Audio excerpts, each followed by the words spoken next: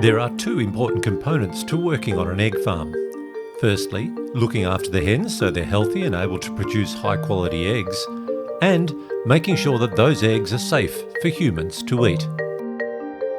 Free-range farms can make managing biosecurity more difficult. The hens have access to the outdoors and have an increased chance of interacting with wild animals such as wild birds and rodents, which can carry disease. Any disease carried by animals and wild birds can contaminate the range and any water on the range. Other animals shed disease in their droppings, which can easily be picked up by the hens when they peck, scratch or drink on the range. Many important diseases in the egg industry, like salmonella and avian influenza, are spread this way. To manage the additional risks on free-range farms, it's important to have biosecurity procedures that discourage rodents and birds from coming near the range and sheds.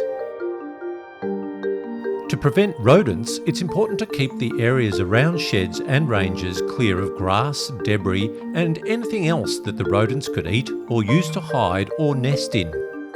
On top of this, farms will also have a rodent baiting strategy in place.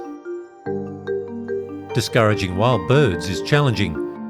There are many strategies used on egg farms to keep wild birds out or make the range unappealing to them. Making sure there is no food or water provided for them on the range is a common strategy.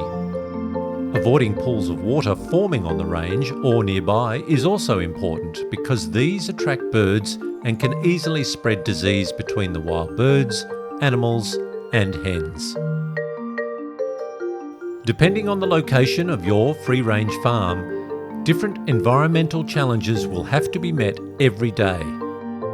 Consult your manager and SOPs for further information about your farm.